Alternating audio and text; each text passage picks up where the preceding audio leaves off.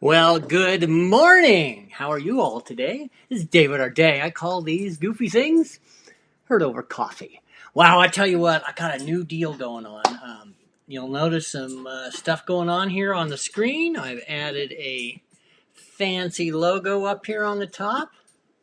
Yeah, and I've switched to my real live digital DSLR, my Canon 6D Mark II.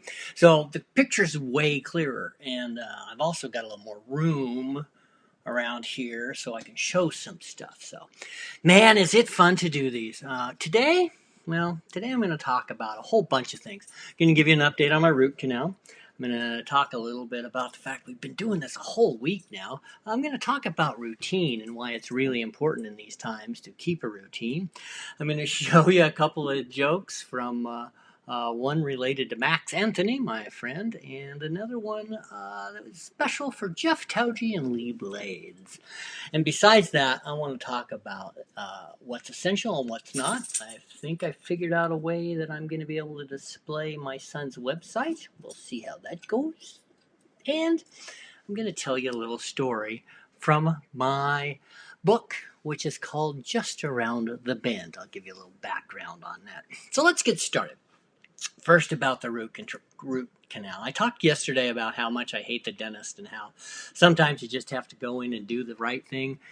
Well, I finally did. I went in and did the right thing, and I got to tell you what, my teeth feel so much better. It was a little like this whole virus thing. Yeah, it really sucks that we all have to be stuck at home, making me crazy.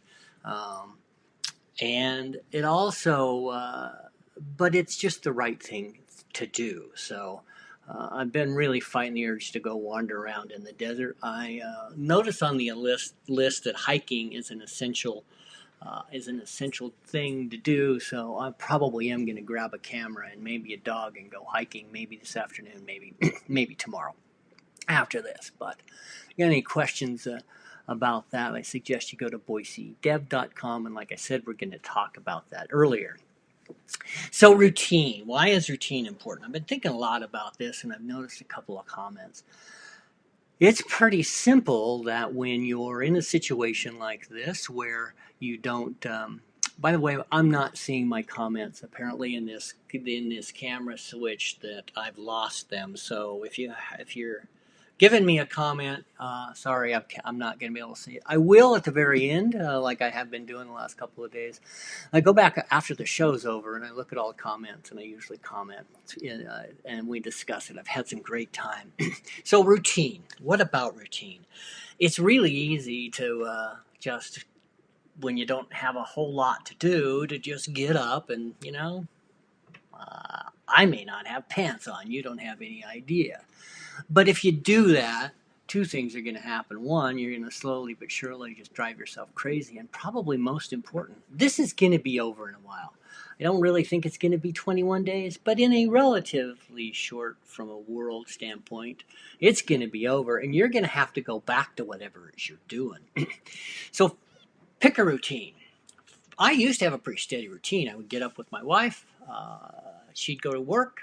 I would get ready for my work, which is usually go to a coffee shop and write, or into the studio. Obviously, I can't go to into a coffee shop now because they're all shut down, and I don't have a lot of work to do. So going into the studio seems kind of futile too. So I'm doing this. It's my way to give back a little, to have a little fun, to get out, quote unquote. It also gives me a bit of routine during the day. I get to kind of search the web, see what's going on, see if I can find some interesting stuff for us to talk about here. And I have a couple of different displays that I'm hoping I can make work on this fancy computer here. So have a routine. For me, I get up in the morning. Like I said, I do this every morning. I'm going to continue to do these every day at 9:30. I'm assuming it's gonna be at least probably another couple of weeks, 3 or 4 or 5. I don't know. I'm gonna need some help. One thing I need some content. I'm not out and about. I'm not hearing anything over coffee. A fundamental flaw of this basic deal, because normally what I do is I talk about what I hear. I have a cat that's about to knock a camera over, so Apparently, my cat Sunny, really is very intrigued by all of this equipment that I have set up. So you're probably going to get a cat bomb, as I have called it. So the routine is I get up, I do this. Takes me a half an hour to prep. Today was a disaster. I hooked up the new camera and then the battery died. Anybody who has a Canon camera knows that if you put it on live screen, this is Sunny. If you put it on live screen, it dies pretty quickly. So I had to get a new battery, went upstairs, had trouble getting the old one out. Then over here on my main computer, I was having a hard time hooking it up and getting it to work with my son's website. I think that's done. So like I said, I spend probably a half an hour just setting up the equipment. There's going to be a time, I suspect, when all that'll just come together. It's easy. Got a pair of lights over here. I'm all lit up. I got my fancy, well, not fancy face, but I'm in pretty good shape. So, show's over. I spend a half an hour or so talking, kind of off air, doing that. I have lunch with my wife when she comes home. If not, I make lunch. In the afternoon, I walk the dog again. I've walked her once this morning already. I walked the dog. And then, this cat is a problem. See, Sonny? There. Now get out of here. Knocking my computer over here. So after that, I get out. I do that. She comes home. I make her dinner. I make her dinner almost every day. And that's my routine. So I was going to have you all tell me in the comments. Let's see if I can bring those up here. Hey, there they are. Perfect. Yes, absolutely. I have comments now, and so if you want to ask me. So what's your routine? Tell me in the comments. We can talk about that. Do you have a routine? Are you just sitting on the couch watching the world go by? What's it you're doing? So let's get to the fun part of this. Let's see if this works.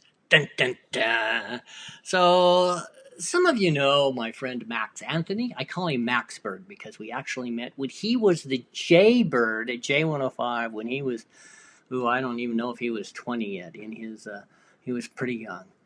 And he was our Jaybird, and he was wonderful. He skied in that suit. He walked on stage at concerts.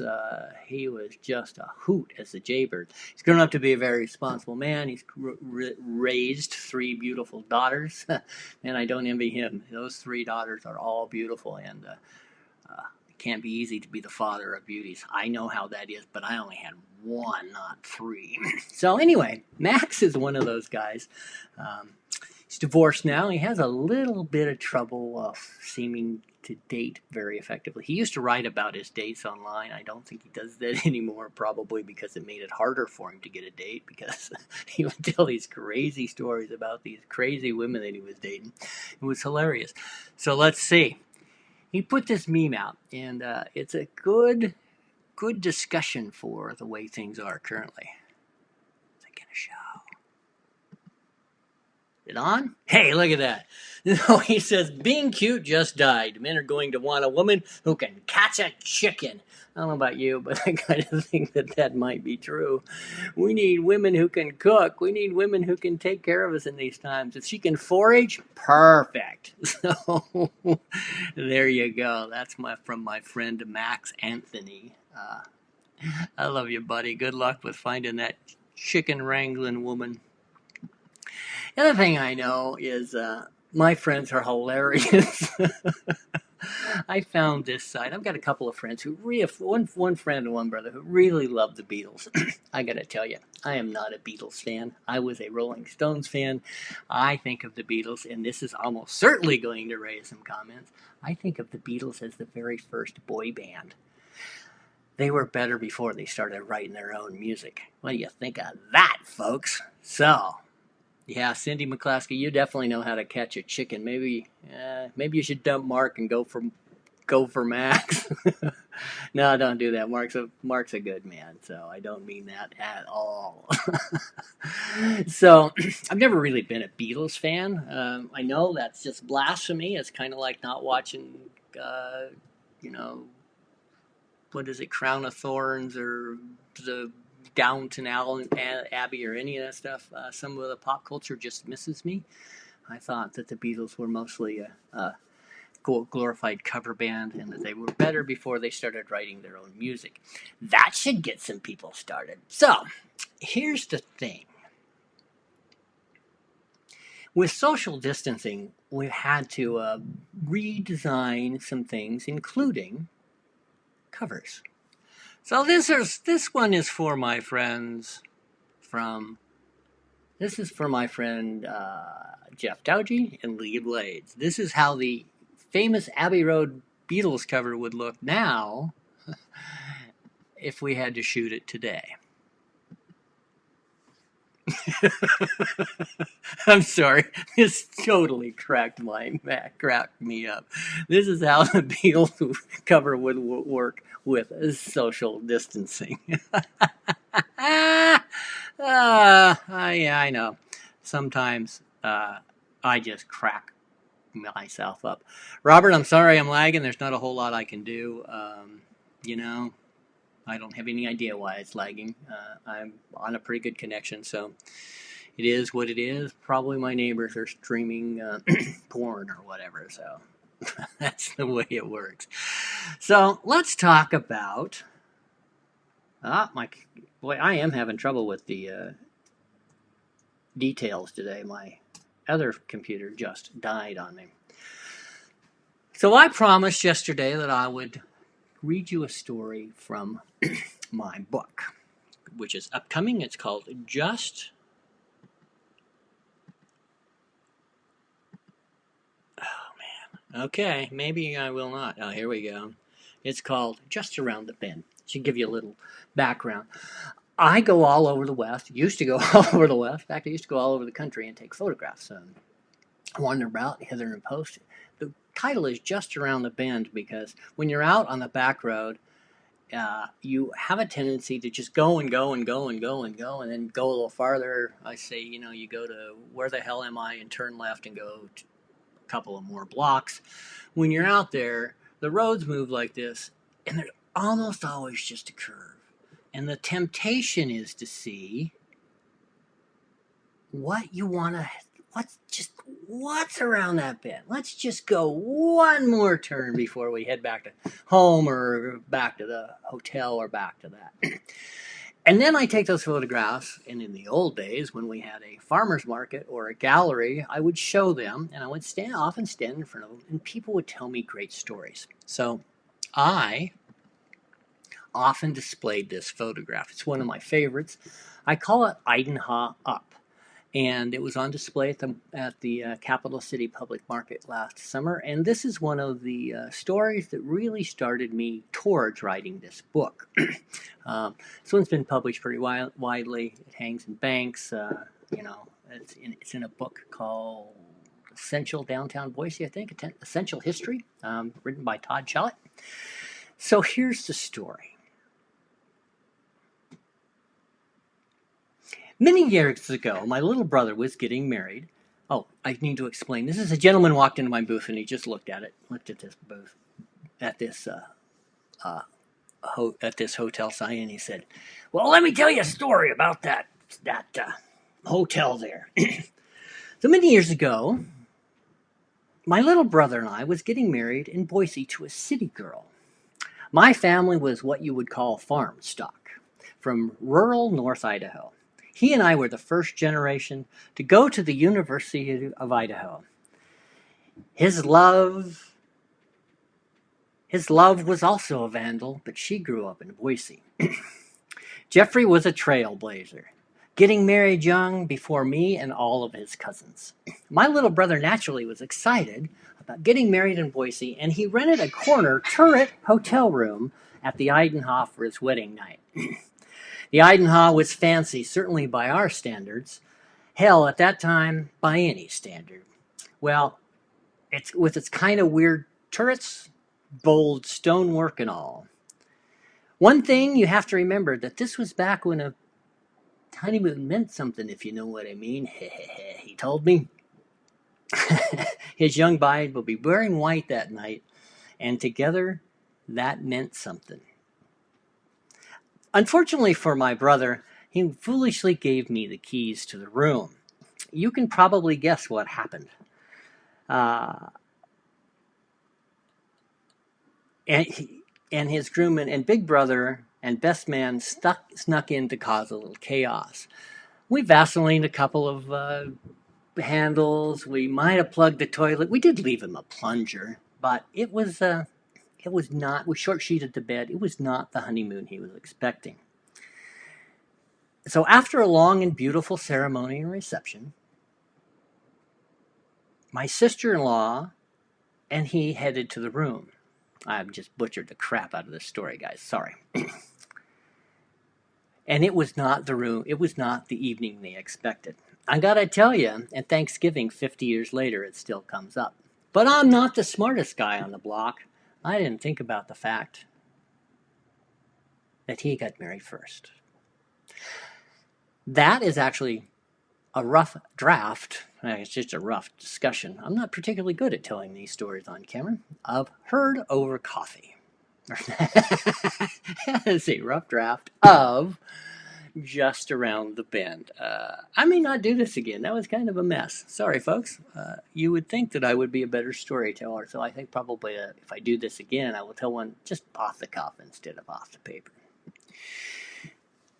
As you all know, yesterday, Governor Little got on the broadcast and he said that he is shutting down the entire state of Idaho except for those things which are essential. Does that mean that I'm non-essential? I don't really like that. I wish we could come up with a better way to say that those of us who are not working in the liquor store or selling guns or whatever are non-essential employees. I don't particularly like that, but he does make a good point. He shut everything down, and I think that's a good thing. I have told you, if you watched even in the last week, I've evolved quite a bit from someone who kind of thought that maybe we should get to go out because we need the economy and we need that. But this is important. If we don't stay in, if we don't do what we need to do, there are going to be more people die. And since I'm over 60, I'm in that elderly category. I don't really want to be affected. So. Again, as we've talked about in each and every one of these, if you go out, be nice. Don't be a dick. Don't be a bitch. Be kind. Be safe. I'm going to put up my son's website here, and I'll show it to you. Here it is. Now let's get rid of this. I think I can get rid of that. There we go. So this is my son's website. You can find it at Boise Dev, and it talks about the essential parts of the, and it's a wonderful list of what's going on, what you need to do. I can tell you I'm extremely proud of what he's doing here. Here you can actually watch the video live. This is boisedev.com. Here is something really important. This actually, I noticed my friend Mark Overgard was on, and he wanted to know exactly what was essential and what's non-essential. Here they are. So if you have a chance to wander over and, just wander over and take a look at this site. It's pretty good. So folks, I have a challenge for you all. I now have the ability to post just about anything. So if there's something you want me to talk about, send it to me. But this is what I want you to do. And I will give the best one of these over the next few days, a $25 gift certificate to the Vintage Wine Shop. I got it from the good friends at Latham Landscaping. Landscaping is essential, by the way, which is wonderful. I got it from my good friends at Latham Landscaping. So if you will send me a video or even a voicemail or something that I can put on here of a joke or something you want to talk about or a story or something like that, I would love that. If any of you out there would like to have something you want to say, I'm getting about 100 views. It's steadily rising. It's gone from 60 the first one. I was at 80 or 90 yesterday. I'm hoping to get over 100 today. That'll be fun. Don't know. This was not my best podcast ever. But most of the tech worked. Isn't that kind of funny? I was able to do almost everything I needed to on the screen. However, I did not present that story particularly well. My friend Mark says I should practice, and really that's probably the last thing I need to do is to practice. What I really need to do is I need to just go with a story and tell it. So maybe I will tell you a story about dancing girls tomorrow. I like that. I think I'll do that. I'll tell you a story. I promise. I will tell you a story about dancing girls. on tomorrow's podcast. I'm going to do these every day, folks, for the conceivable future. I do them at 9:30 at Mountain Daylight Time. One of the things I talked about yesterday is calling a friend. I talked to my friend Ziggy. Haven't talked to him in a long time. So I'm about done. I think I've probably done as much damage as I can. Let's talk about this. My root canal's great. I've really improved the tech on this show, so I'm going to keep going. We talked about Max. I'm essential, damn it. I don't care what the governor says. It's important. I don't want to be called non-essential. I read you a story. All right, folks. I'm going to be out of here shortly. I appreciate you all. I can turn this one off. Yeah, okay, I don't know how to do that. There we go. I appreciate you all very much, and thank you for giving me some routine, giving me something to do. If you got something you want to tell me, please, please, please let me know what's going on. And these are tough times, but we'll get through it together. It's David or Day. Heard over coffee. I'm out.